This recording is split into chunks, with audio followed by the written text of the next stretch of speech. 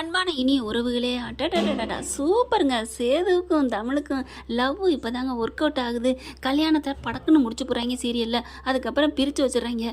அப்புறமாவது love சீனை காமிக்கிறாங்களே, பார்த்தா தூங்கையில் அவங்க, அதாவது மலரும் தான் தங்கச்சியும், அக்கா சூப்பராக இருக்குக்கா, நல்லா அசையுதுக்கா, ஆனால் ரெண்டு பக்கம் அசையுதுடி அப்படி இப்படின்னு பேசுகிறாங்க இல்லையா.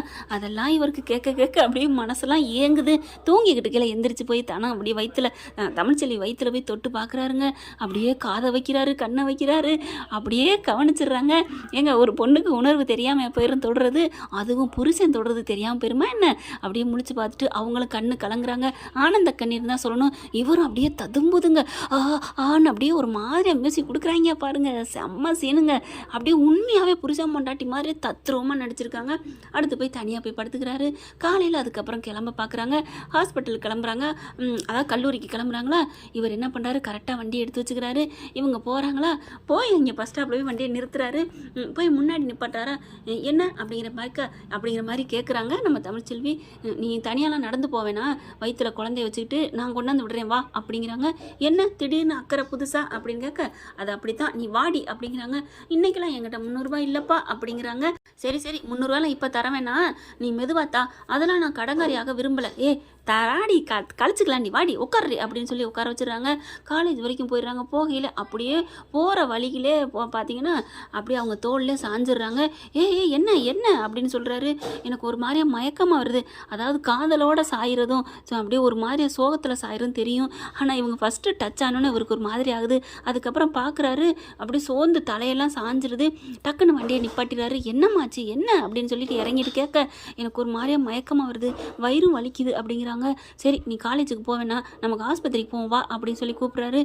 இல்லை வேணாம் அப்படிங்கிறாங்க. நீ சும்மா இரு அப்படின்னு சொல்லிட்டு ஆஸ்பத்திரி கூட்டிட்டு போயிடுறாங்க. கூட்டிகிட்டு போய் இந்த மாதிரி முடியலை, செக்அப் பண்ணுங்க அப்படிங்கிறாங்க. ஆனால் இது வேறு ஹாஸ்பிட்டலில், போகிற வழியிலே இருக்க ஹாஸ்பிட்டலுக்கு போயிடுறாங்க. அங்கே போய் பார்த்தா செக்அப் பண்ணுறாங்க. என்னம்மா பண்ணுது, நான் காலையில் சாப்பிடலை, வேலை பார்த்தேன், அதுதான். என்னம்மா நீ உள்ளத்தாச்சி இருந்துட்டு இப்படி பண்ணலாமா அப்படின்னு ஒரு ஸ்கேன் பண்ணி பார்ப்போன்னு ஸ்கேன் பண்ணி பார்க்குறாங்க. குழந்தைங்க நல்லா அழகாக ஆரோக்கியமாக தான் இருக்குது, ஒரு பிரச்சனையும் இல்லை, நீ சாப்பிடாத மட்டும்தான் அப்படிங்கிறாங்க. அப்படியே சேதும் பக்கத்தில் நிற்கிறாங்க. என்னது குழந்தைங்களா அப்படிங்கிறாங்க. ஆமாம்மா, உனக்கு 2 குழந்தைங்கள்ல, 2 குழந்தைங்களுமே ஆரோக்கியமாக இருக்குது, உன்னைய செக்அப் பண்ண டாக்டர் சொல்லலையா, செக்அப்லாம் போனீங்களா இல்லையா அப்படிங்கிற சேதுவும் தமிழும் அப்படின்னு வாயை பழக்கிறாங்க. என்ன டாக்டர் சொல்கிறீங்க, 2 பிள்ளையா? ஆமாம்மா, உனக்கு 2 வாரிசு இருக்குது அப்படிங்கிறாங்க.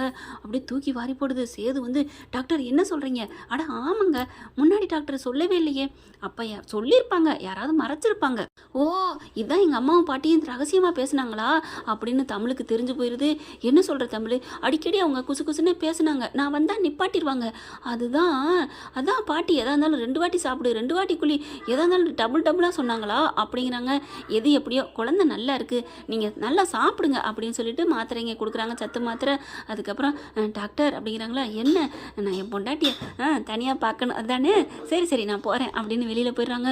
போனதுக்கப்புறம் சேது அப்படியே தமிழ் எந்திரிச்சு உட்காந்துருக்குதா, உட்காந்தோன்னா டக்குன்னு கட்டி பிடிச்சிக்கிறாங்க.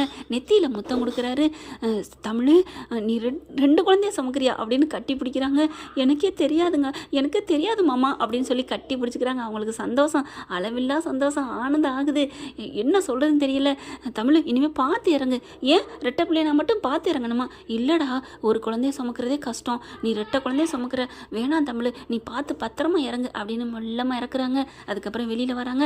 டாக்டர்கிட்ட ஃபீஸை கொடுத்துட்டு, ரொம்ப தேங்க்ஸ் டாக்டர், ரொம்ப ரொம்ப ரொம்ப தேங்க்ஸ் அப்படின்னு சொல்லிட்டு உடனே போய் வெளியில் போகிறாரு. உட்கார வச்சுட்டு தமிழை போயிட்டு அவங்க 2-3 கடையை போய் பார்க்குறாங்க. ஸ்வீட் பாக்ஸ் பெருசாக வாங்கிட்டு வந்து, இந்தாங்க டாக்டர் அப்படின்னு கொடுக்குறாங்க. எதுக்கு இது அப்படிங்கிறாங்க. இல்லை வச்சுக்கோங்க, நீங்கள் எவ்வளோ பெரிய சந்தோஷமான நியூஸ் சொல்லியிருக்கீங்க அப்படின்னு சொல்லிட்டு டாக்டருக்கு ரொம்ப சலாம் போட்டு நன்றி சொல்கிறாரு. அதுக்கப்புறம் தமிழ், வா நீ வந்து இனிமேல் போவேணா காலேஜுக்கெலாம், வீட்டுக்கு வா. என்னது இனிமேல் போவேணாம்மா? நீ படிப்பில் கில்லாடின்னு எனக்கு தெரியாது, இன்னைக்கு இனிமேல் போவேணான்னு சொன்னேன், வீட்டுக்கு வா அப்படின்னு சொல்லி கூட்டிகிட்டு போகிறாரு. வீட்டுக்கு போனதுக்கப்புறமும் தாங்குறாரு, தடுக்கிறாருங்க. அப்படி தான் பார்க்குறாரு. மலரே அதிசயிச்ச போகுது. என்னக்கா அப்படின்னு சொல்லிட்டு, என்ன இப்படிலாம் நடந்துட்டுருக்கு, வேற லெவலு அப்படின்னு தானம் பார்த்துட்டு மலர்கிட்ட கேட்குது. என்னக்கா இந்த அளவுக்கு போயிட்டுருக்கு, மாமா மனசு மாறிட்டாரோ அப்படிங்கல. நல்லா இருக்கட்டும் டி, அக்காவது நல்லா இருந்துட்டு போட்டோம், நான் தான் எனக்கு தான் வாழ்க்கை அப்படி கொடுக்கல அப்படிங்கிறாங்க. கொடுப்பனை இல்லாமல் போச்சு அப்படின்னு ரொம்பவே ஒரு மாதிரியாக சந்தோஷமும் படுறாங்க, மனசுக்குள்ளே நொந்துக்கிறாங்க. நம்ம வாழ்க்கை போஸோட இப்படி ஆகிப்போச்சு அப்படின்ட்டு. அடுத்து பார்த்து ஆனால் இவங்க 2 பேரும் வயிற்றுல முத்தம் கொடுத்துட்டு இருக்கல கவனிச்சிடுறாங்க. அக்காலும் தங்கச்சி, அக்கா பிடிக்கலன்னு கஞ்சி போட்ட சட்டை மாதிரி வெறப்பா இருப்பார் மாமா, பாத்தியா ராத்திரிக்கு போய் பூனை பாலை குடிக்கிற மாதிரி என்னென்ன பண்ணுறாங்க, இன்னைக்கும் பார்ப்போம் அப்படின்னு சொல்லிட்டு படுத்துடுறாங்களா. அதுக்கப்புறம் தூங்கையில் சேலை கட்டிட்டு தான் படுக்க போகிறாங்க. அக்கா நீ எப்போவும் நைட்டி போடுவியே, இப்போ என்னக்கா நீ சேலை கட்டுற? இல்லடி சேலை தாண்டி வசதியாக இருக்குது. ஓ வயிற்ற தடவுறதுக்கு அதான் வசதியாக இருக்கா அப்படின்னு கேட்க, என்னது வயிற்ற தடவுறது? ஆமாக்கா, புள்ள அப்படியே துடிச்சிச்சுன்னா நீ கையை வச்சு தடவி பார்ப்பில்ல, அதைத்தாக்கா சொன்னேன். ஓ அதை சொன்னியா, அப்பாடான்னு மூச்சு விடுறாங்க. அதே மாதிரி சேதும் அதே மாதிரி தாங்க, உயிர் போயிட்டு உயிர் வருது, ஐயோ கண்டுபிடிச்சிட்டாளுங்களோ அப்படின்னுட்டு. அதுக்கப்புறம் மலரக்கா வாக்கா எனக்கு தூக்கம் வருது தூங்குவோம் அப்படின்னு சொல்லிட்டு டக்குன்னு அங்கிட்டு திரும்பிட்டு படுத்து தூங்கிடுறாங்க மாதிரி நடிக்கிறாங்க. ஆனால் அன்னைக்கு நைட்டு எழுந்திரிச்சு மெல்ல வராரு நம்ம தமிழ்ச்செல்வியும் தூங்குற மாதிரி நடிக்குது. மெல்ல அப்படியே சேலை அதுவும் ஒதுக்கி விட்டே படுக்குதுங்க வேணுங்கன்னு. இவர் வராரு, ஆஹா நம்ம குழந்தைங்கள தெரிகிற மாதிரியே படுத்திருக்காளே நம்ம பொண்டாட்டி அப்படின்னுட்டு மெல்ல அப்படியே தடவி கொடுக்குறாருங்க. அப்படியே காதை வச்சு கேட்குறாரு, முத்தம் கொடுக்குறாரு. அவங்களுக்கு ரொம்ப சந்தோஷமாக இருக்குது. அக்காலும் தங்கச்சியும் படுத்திருந்தவங்க அப்படியே மெல்ல எட்டி பார்க்குறாங்க. அக்கா இங்கே பாருக்கா, மாமா பாருக்கா அப்படிங்கிறாங்க. ஆமடித்தனம், இவ்வளோ பாசம் வச்சுட்டு சரி நம்ம எந்திரிப்போமா இப்போ, ஐயோ பாவம் அக்காவுக்கு திடுக்குன்னு தூக்கி போட்டுரும், காலையில் வேணா சொல்லிக்குவோம் அப்படிங்கிறாங்க. சரி அப்படின்னு சொல்லிட்டு கண்ணை மூடி தூங்கிடுறாங்க. ஏன்னா ஃப்ரெண்ட் இப்படி போனால் நல்லா தானே இருக்கும், பார்க்கலாம் என்ன நடக்க போகுதுன்னு. இந்த பற்றி உங்களுக்கு பிடிச்சிருந்துச்சுன்னா உங்கள் பொண்ணான கையில் ஒரு லைக்கை போட்டு சப்ஸ்கிரைப் பண்ணிடுங்க. Thank you friends.